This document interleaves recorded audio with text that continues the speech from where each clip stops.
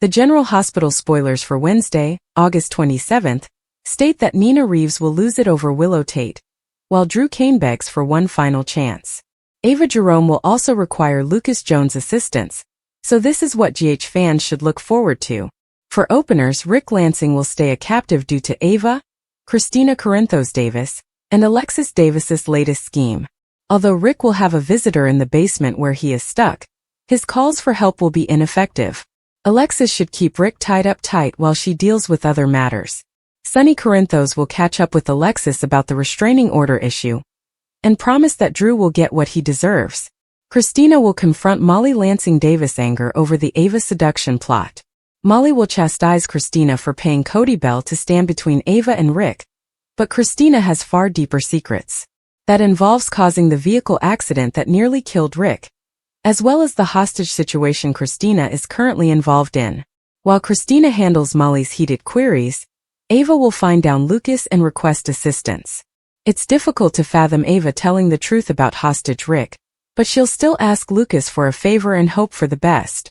Across town, Marco Rios will advise Giovanni Gio Palmieri.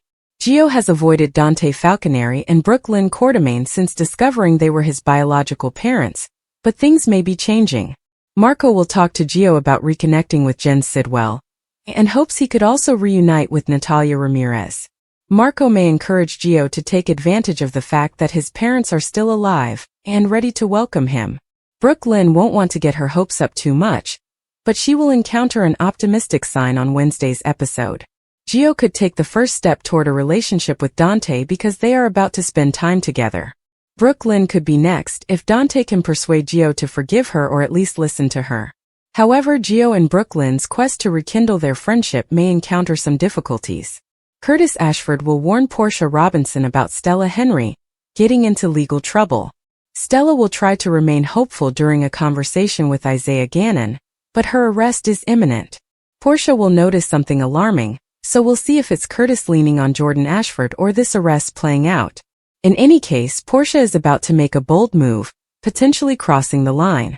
Nina will make a shocking discovery at the Port Charles Grill when she comes into Willow, who may be willing to make a deal with Drew. Although Drew may see this as his last chance to show himself and win Willow over, Nina should be horrified that Willow is giving him any attention. Fans will witness Nina go off on Willow as she wants answers, but Willow will not believe she owes Nina an explanation. Willow's main purpose is clear: get her children back by whatever means necessary. If Drew can make that happen for Willow, she might be willing to move back into his house and try to rebuild their relationship. Regardless, General Hospital rumors suggest Willow will make a pitch that Nina dislikes, infuriating her mother. General Hospital teasers for the week of September 1st to 5th indicate that a crime scene investigation will begin, while Willow Tate confronts a legal issue.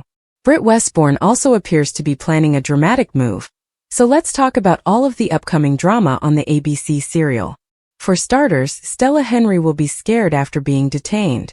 Stella will be concerned about her prospective prison sentence, as well as the difficulties Curtis Ashford may get into by seeking revenge on Drew Kane. Of course, Portia Robinson may be the one to be most concerned about, as she is about to enter perilous area. If Portia seeks revenge on Drew instead, she may face her own repercussions. Kai Taylor will also have to determine whether he is willing to turn against Drew and join forces with Trina Robinson once she makes a pitch. Because of what Drew did to Stella, Kai might be inclined to join Trina's vindictive side. Elizabeth Baldwin will undoubtedly sense something is up when it comes to missing Rick Lansing.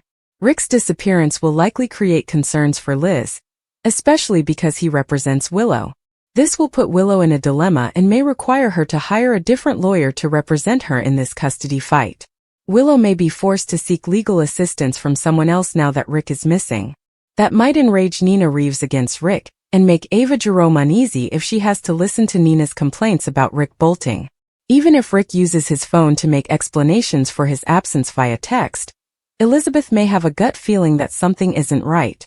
Could Liz be the one to expose Ava, Christina Corinthos Davis, and Alexis Davis's imprisonment plot sooner or later? Molly Lansing Davis, on the other hand, may have her own set of questions once Rick abruptly disappears from the map.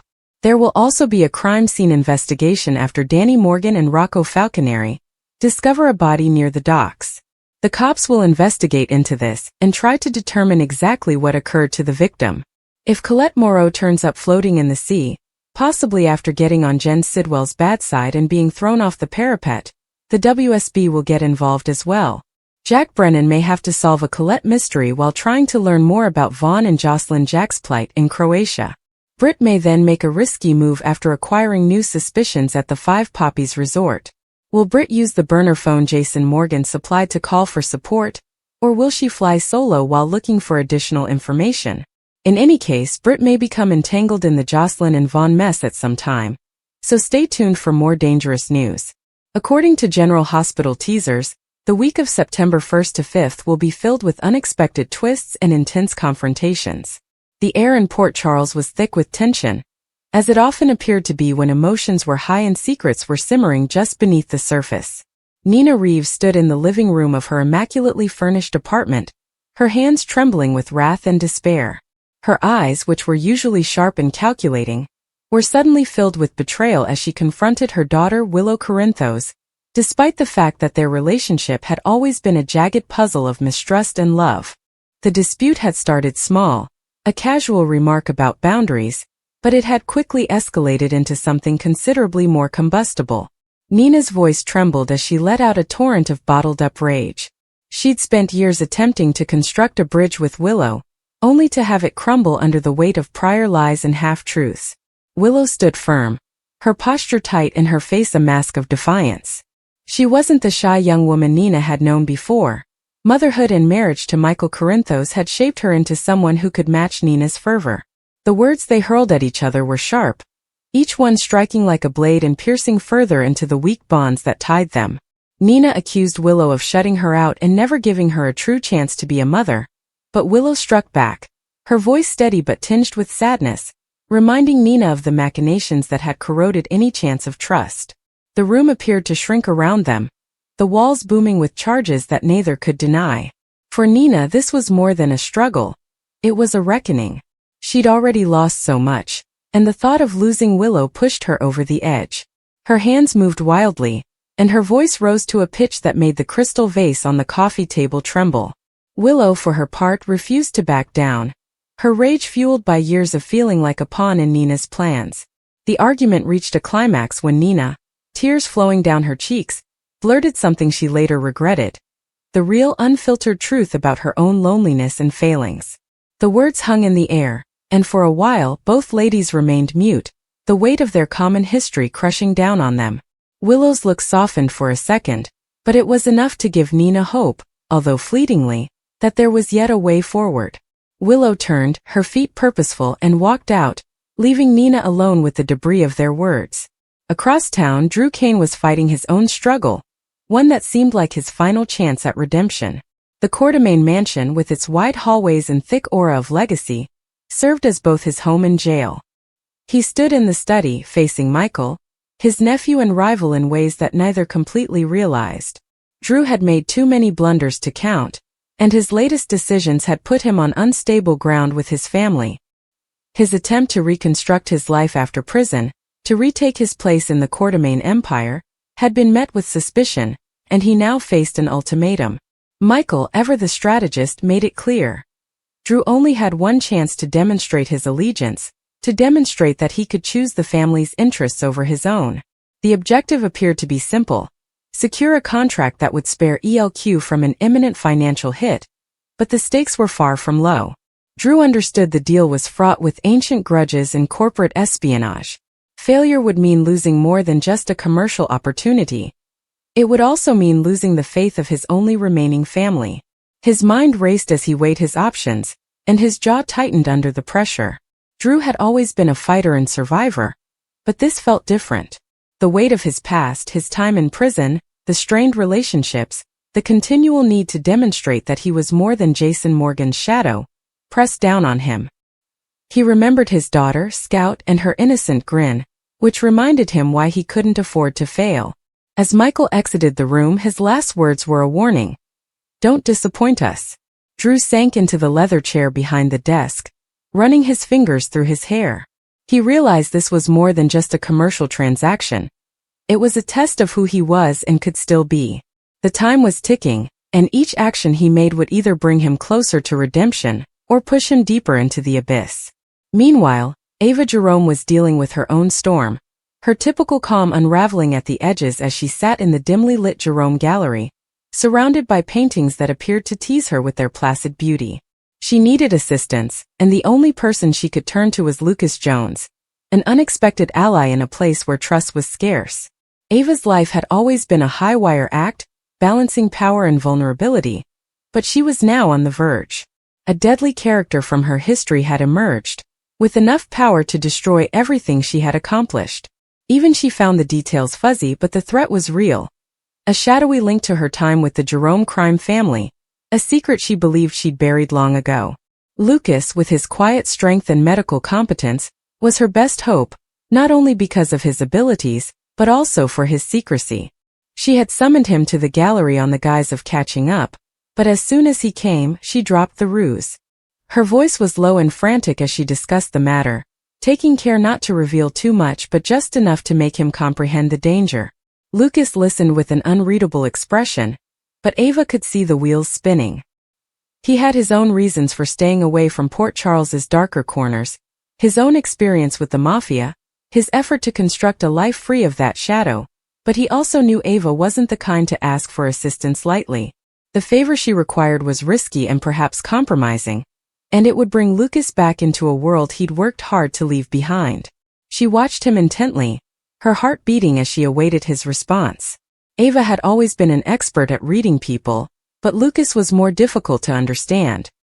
His eyes were a mix of apprehension and compassion, and when he did speak, his words were slow and careful. He'd help, but there were conditions, lines he would never cross again. Ava nodded, relief flowing over her, but she knew this was just the beginning. The threat was still present, and even with Lucas' assistance, she was far from safe. The strands of these three lives, Nina's fraying link with Willow, Drew's desperate search for redemption, and Ava's delicate dance with her past, were woven together in the rich tapestry of Port Charles. Each was fighting their own battle, but their conflicts were linked by the unspoken norms of a place where loyalty was fleeting and secrets were valuable. Nina's outburst left her raw and vulnerable, but it also forced her to face the truth about herself. She wasn't just fighting for Willow's love. She was fighting for a version of herself that she could accept. Drew, standing at the crossroads of his family's expectations and his own ambitions, understood that the transaction he was pursuing was a risk, but one he had to take. The Quartermaines were his anchor, and losing them would be like losing himself. Ava, ever the survivor, was playing a risky game, but she had no option. The past had a way of catching up with her in Port Charles, and she wasn't going down without a fight. As the day faded into night, the city hummed with its normal rhythm. Deals were done, hearts were broken, alliances shifted. Nina remained alone in her apartment, staring at the door Willow had passed through, wondering if she would ever return. Drew read over documents in the Quartermaine study, his mind racing to figure out how to close the sale without losing himself in the process. Ava waited in the gallery, phone in hand, waiting for Lucas to approve his next move, aware that each step forward meant a step more into danger. Nothing in Port Charles was simple, and Nina, Drew, and Ava's conflicts were as much about survival as they were about redemption, love, and the tenuous prospect of a second chance. The aftermath of Nina's interaction with Willow reverberated across her life like a stone dropped in quiet water. She attempted to concentrate on her work at Crimson, but her mind kept replaying the debate, each phrase a new pain. She worried if she'd gone too far, if her direct honesty had destroyed the last bridge between them. Willow, meanwhile, was dealing with her own feelings. She loved Michael and cherished their children, but Nina's remarks sparked a doubt in her. A question about whether she'd been too quick to judge. She didn't like to acknowledge it, but Nina's vulnerability had left her shaken. She drove to the Quartermaine gatehouse, craving Michael's constant presence, but she paused at the door. What will she say? That she was angry, but also bewildered and possibly guilty? The complexities of their connection were too much for her to disentangle on her own, and she wasn't ready to confront Nina again. Not yet. Drew was under increasing strain. The transaction was proving more problematic than he had imagined, with rival corporations hovering like vultures and hidden provisions threatening to wreck everything. He contacted an old acquaintance, someone with insider knowledge, but the conversation made him uncomfortable. Trust was a luxury he couldn't afford, but he had no choice but to trust people. Every decision seemed like stepping onto a tightrope with the ground far below. Ava too was treading treacherous territory. Lucas had consented to help, but his rules required her to act cautiously, keeping him out of harm's way while yet utilizing his abilities. She spent hours combing through old records, piecing together the threat and trying to predict the next step. The gallery, which had previously been her haven, now felt like a trap, with each shadow posing a possible hazard. She considered her daughter, Avery, and the life she wished for her. A life devoid of the havoc that Ava appeared destined to bring. As the night progressed, the three of them, Nina, Drew, and Ava, were united by their problems, each striving to cling onto something, whether it was family, redemption, or life. Port Charles was a crucible, and their decisions would shape not just their own lives, but also the delicate balance of the world around them. The tension in Port Charles had been building for days, and the oncoming storm finally burst when police were summoned to a remote area near the docks, where a terrible murder scene was discovered. Detective Chase arrived first, his demeanor somber as he carefully studied the surroundings, realizing that this was not a typical case. The call had been placed anonymously, and the lack of direct witnesses made the picture murkier. Yellow tape surrounding the scene, officers moved in regulated patterns, and the sound of camera shutters clicking broke the calm. Willow's name quickly became well known. She had become enmeshed in the investigation for reasons she couldn't understand, and her peaceful life was about to come crashing down. Willow sat in her car just outside the station, her hands trembling as she fought to catch her breath. She had no idea how things had deteriorated so swiftly, but she couldn't shake the nagging suspicion that she was being watched. A single text message she received the night before kept playing in her head, a cryptic warning that simply read, "You'll regret what you know." She hadn't informed Michael about it yet, scared he'd overreact and drag her deeper into something she didn't comprehend. However, when Chase approached her at the station later, it became painfully evident that silence was no longer an option. He said that her name had come up in connection with evidence discovered at the crime site, and she would have to provide a statement. Willow's breath hitched as she tried to comprehend how an average day had turned into a nightmare.